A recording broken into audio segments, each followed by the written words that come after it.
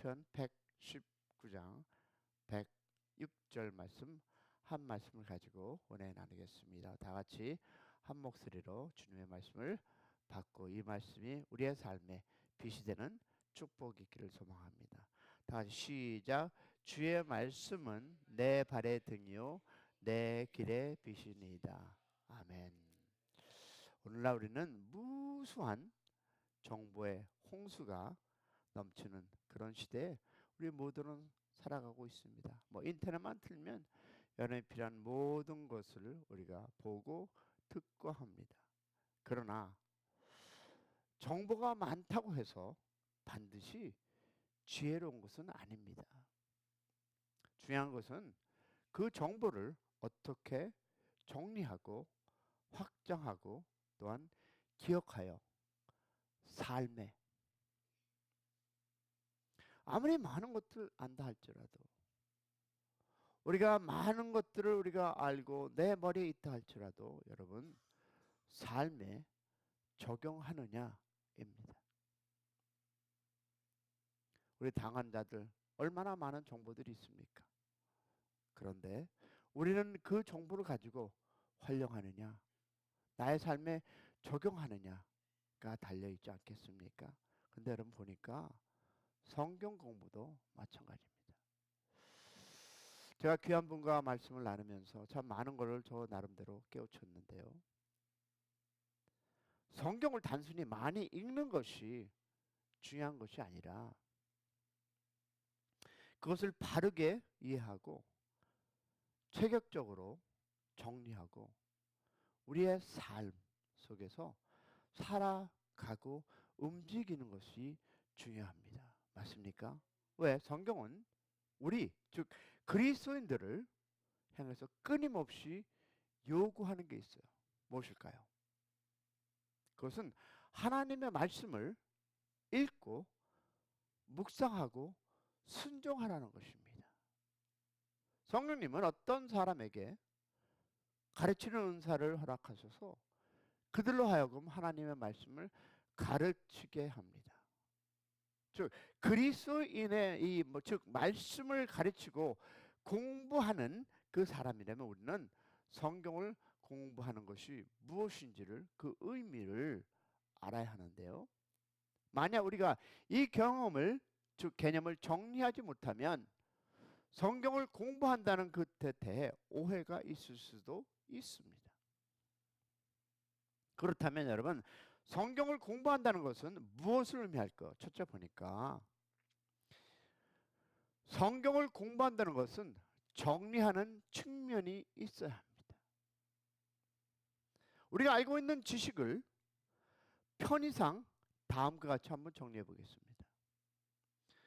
정리된 지식과 정리되지 않은 지식으로 나눌 수 있죠.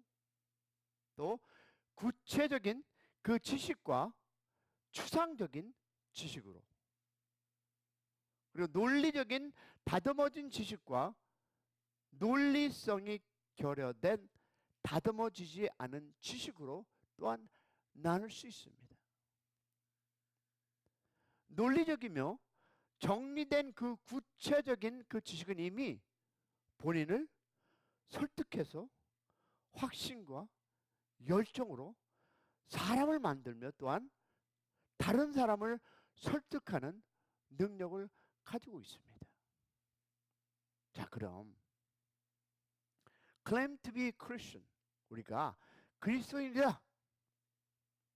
그리고 성경 공부를 하고 연구한다는 것은 하나님의 말씀을 논리적으로 구체적으로 정리한다는 측면이 있습니다. 맞습니까? 그러면 잘 정리된 지식을 정리되지 않은 지식은 어떻게? 엄청난 차이가 있다 없다? 있습니다. 한번 예화를 들어볼까요? 한 연구자가 연구를 위해서 많은 자료를 모았지만 정리되지 않아서 활용하지 못하는 경우가 많습니다. 그러나 구체적으로 정리된 연구 결과는 다른 사람을 설득하는 무엇이 있습니까? 힘이 있습니다. 마찬가지로 여러분 성경을 배우는 것은 하나님의 말씀을 논리적으로 정리하고 이해하는 과정입니다. 성경을 연구하면서 우리는 하나님이 누구인지, 우리가 누구인지, 그리고 하나님과 우리의 관계가 어떤한가를 깨달는 것이 여러분 우리가 바로 이야기하는 성경 연구입니다. 그러면 하나님의 말씀을 정리된 지식으로 체계화할 때 우리는 더욱 무엇을 가질까요? 확신을 가지게 됩니다. 아, 이것은 살아있는 하나님의 말씀이야. 이 말씀을 통해서 내가 기도할 때 하나님은 또 말씀 안에 역사하심으로 내가 은혜를 받고 나눌 수 있다라는 무엇인가의 확신입니다. 다른 사람에게도 하나님의 진리를 더욱 효과적으로 전할 수 있습니다. 여러분, 우리는 말씀을 단순히 듣고 흘려보내는 것이 아니라 그것을 정리하고 묵상하는 습관을 가져야 합니다. 할렐루야. 그래서 우리는 성경 필사, 말씀 요약, 설교 노트 작성 등의 방법을 통해서 하나님의 말씀을 더욱 깊이 새겨야 합니다. 그래서 저는 이런 생각을 해봤습니다. 우리가 주일날 이 나누는 말씀을 속으로 만들어서 받은 은혜, 받은 지식을 나누면서 논의하는 새로운 모임을 만들었으면 좋겠다라는 생각을 해봤습니다. 제가 그것을 옛날부터 생각하고 있지만 다시 한번 나름대로 컨펌돼서 이제는 그런 그룹이 돼서 리더를 만들고 말씀을 공부해서 나누는 그런 소그룹을 했으면 좋겠다라는 생각을 해봤습니다. 여러분 기도하셔서 빠른 시일 내에 우리가 그걸 실행할 수 있기를 소망합니다. 다시 말해서 말씀을 받은 것을 또 다른 말씀으로 무엇을 만드는 것이 아니라 내가 설교한 것을 여러분과 주일날 그런 나누는 소그룹도 만들었으면 좋겠다 생각해 보았습니다. 둘째로 무엇일까요? 왜 그럴까요? 성경을 공부한다는 것은 확장이라는 측면이 있습니다. 어떤 사람들은 성경 모임에서 항상 새로운 것만을 추구합니다. 그래야만 그들은 공부했다고들 생각들 하십니다. 그러나 성경 공부 모임에 나가서 듣는 모든 말씀이 내가 과거에 전혀 알지 못했던 새로운 내용이라면 그 공부는 정말 재미가 없을 것입니다. 오히려 저는 아는 말 혹은 사실 속에서 가장 들려오는 새로운 사실들을 저는 더욱 귀하게 생각해 봅니다. 자, 여기 내 있는 분들 중에 어떤 분들은 찬양을 너무 잘하십니다. 저를 제외하고. 근데 새로운 찬양을 하면 뭐라고 합니까? 목사님, 왜 내가 모르는 찬양? 아니, 찬양을 그렇게 오래 하셨는데, 그렇게 많이 하셨는데 왜 그런 얘기 할까요? 모르니까 찬양이 재미가 없는 거야. 내가 자제하는 청, 복의 근원, 강림하사, 찬송하게 하소서. 이건 여러분 내가 악보로 안 받아 해요. 그런데 모르면 어떨까요? 버벅거리고 하기 싫고 따라하기 어려우니까 컴플레인하고. 은혜가 안 된다. 모르니까 아는 걸 선정해라. 그래야 조금씩 영적 세계를 확신할 수 있다. 뭐 이런 거 아니겠습니까? 저도 모르는 찬양하면 버벅거립니다. 그러나 여러분, 새로운 것이 항상 좋은 것은 아닙니다. 보세요. 오늘 공부한다는 것이 아주 작은 확장이지만 그것을 꾸준히 계속하면 누가 그러한 사람을 당할 수 있겠습니까? 찬양도 꾸준히 하다 보면 알게 되듯이, 그죠? 한번 이렇게 예를 들어볼까요? 한 나무꾼이 매일 같은 도끼를 팍 찍습니다. 배웠지만 시간이 지나면 돕기가 어떻게 됩니까? 무뎌집니다. 점점 힘들어집니다. 그러나 어느 날 그는 도끼를 갈아서 날카롭게 만든 후에 그러면 어떤 일이 이전보다 훨씬 적은 힘으로 많은 나무를 팰 수 있습니다. 우리 신앙도 여러분 마찬가지입니다. 성경 공부를 통해서 우리의 영적인 이해가 확장되지 않으면 우리의 믿음은 점점 무뎌져 간다는 것입니다. 새로운 깨달음과 배움을 통해서 하나님을 더 깊이 알아가고 그 뜻에, 즉 그분의 뜻을 더 명확히 깨달아야 합니다. 우리는 갖고 있는 지식이 나는 이만큼 있으니까 나는 배우지 않아도 돼. 여러분, 그런 분들은 가리키려고 하지도 마십시오. 우리는 성경 공부를 단순히 새로운 정보를 얻는 것이 아니라 기존에 있던 그 말씀을 더 깊이 깨닫고 다시 한번 삶에 적용하는 과정으로 삼아야 합니다. 할렐루야. 끊임없이 말씀을 배우고 묵상해서 더 깊고 넓은 신앙의 지경을 여러분이 함께 하시기를 주님의 이름으로 축복합니다. 마지막 보겠습니다. 성경을 공부한다는 것은 기억이라는 측면이 있습니다. 즉 성령님은 하나님의 말씀을 깨닫게 하실 뿐만 아니라 생각하게 하는 분이십니다. 맞습니까? 그러면 생각나게 한다는 것은 이미 알고는 있지만 무의식 세계에 있는 말씀을 다시 한번 의식의 세계로 이끌어내는 것이 누가 하는가? 성령님이 합니다. 여러분, 많은 것을 배우고 알고 있지만 오늘 내가 만나는 어디에서, 환경에서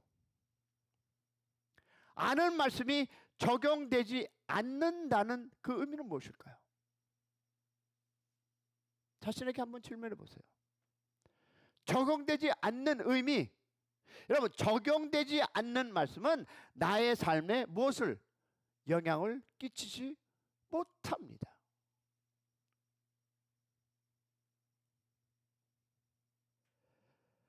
지난날 배웠지만 오늘 삶의 현장에서, 어디에서? 삶의 현장에서 기억하지 못하고 적용하지 못하면 죽은 지식에 불과합니다. 여러분, 성경을 공부한다는 것이 정리와 확장 그리고 기억을 새롭게 한다는 측면이 있다면 우리가 어떤 자세로 말씀을 공부해야 할까요? 나는 PH가 있어서? 난 디베니티가 있어서? 나는 PH가 3개 있어서? 그런 측면에서 성경 공부는 다릅니다. 왜? 나를 기억하게 하지 못한다면. 여러분, 논문 다 쓴 거 여러분 기억하십니까? 성경 구절은 몇 구절이나 여러분 기억하고 계십니까? 여러분의 삶에 적용을 못하면 그거는 그냥 piece paper. 자, 이렇게 또 한번 얘기할게요. 예를 들어서 어떤 학생이 중요한 시험을 앞두고 열심히 공부했지만 시험장에서 배운 내용을 기억하지 못해 어떻게 됩니까? 어려움을 당합니다. 자, 그렇다면 우리 신앙도 여러분 마찬가지입니다. 성경의 진리를 알고는 있지만 내가 그 텀페이퍼를 써서 이 책 보고 저 책 보고 적용을 하고 써놨지만 삶 속에서 그것을 기억하지 못하면 우리의 신앙은 무기력해질 수밖에 없습니다. 여러분 목사십니까? 전도사십니까? 여러분 쓴 모든 텀페이퍼 기억하십니까? 아니면 여러분 말씀을 가지고 한 가지라도 우리가 적용하는 삶을 사십니까? 여러분, 예수님께서 제자들에게 말씀하신 것처럼 성령님께서는 우리가 배운 말씀을 생각나게 한다라고 요한복음 14장 6절은 우리에게 이야기해 주고 있습니다. 그렇다면 우리가 하나님의 말씀을 지속적으로 묵상하고 암송하지 않으면 성령님께서 우리에게 말씀을 떠올려 줄 수 없습니다. 우리는 단순히 여러분 성경을 단순하고 지나가는 것이 아니라 말씀을 암송하고 기도하고 삶 속에서 적용하는 습관을 길러야 합니다. 할렐루야. 그래서 저는 많은 것은 나중에 우리 할지라도 첫 번째 실행하고자 하는 것은 우리 주일날 말씀만이라도 우리가 나누어서 내 생각과 내가 받아들인 은혜를 나누는 시간을 가져보았으면 어떨까 생각해 봅니다. 여러분, 중요한 순간마다 성령님께서 우리에게 무엇을 할까요? 기억 속에 말씀을 떠올려 주실 것입니다. 자, 그렇다면 몇 가지 여기에서 우리가 사실을 증거하겠습니다. 첫 번째 우리가 가져갈 것은 뭘까요? 여기 있는 모든 분이라고 including me 겸손한 마음을 가져야 합니다. 내가 누군데, 내가 얼마쯤 공부를 했는데, 내가 가지고 있는 지식이 얼마나 있는데 해서 여러분 우리는 겸손한 그런 교회가 되기를 소망합니다. 여러분 아무리 성경을 많이 알고 있어도 우리는 여전히 배우고 성장해야 합니다. 왜 그러냐면 바울조차도 나는 이미 얻었다 함은 아니요 온전히 이루었음도 아니라 오직 내가 그리스도 예수에 잡힌 바 된 것을 잡으려고 달려간다. 할렐루야.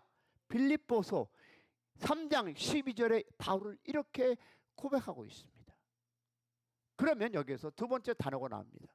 무엇이냐? 누구라도, 여기서 no exception, 누구라도 배워야 합니다. 다시 말해서 신앙의 연령과 직분이 상관없이 모든 그리스도인들은 말씀을 배우는 학생의 자세를 가져야 한다는 것입니다. 믿으시면 아멘. 우리가 죽을 때까지입니다. 우리가 죽을 때까지 성경을 배우는 이유는 하나님의 말씀은 끊임없이 우리의 삶을 지속적으로 변화시키고 있기 때문입니다. 자, 이렇게 또 한번 얘기해 보겠습니다. 우리가 같은 목사님들이 같은 본문을 갖고 왜 그 본문을 다르게 풀이해서 얘기할까요? 우리 모두는 목사들부터 everyone 모두가 갖고 있는 무엇이 갖고 있는 은사가 다르기 때문입니다. 똑같은 본문을 가지고 사랑을 설교하는 사람이 있고 겸손을 설교하는 사람이 있고 그걸 가지고 또 책망하는 설교가 있습니다. 왜 그럴까요? 다 다르기 때문입니다. 그러므로 우리가 더욱 배우는 자세로 우리 교회가 한번 한 계단 올라가는 그런 기쁨이 있기를 주님의 이름으로 소망합니다. 우리 기도하겠습니다.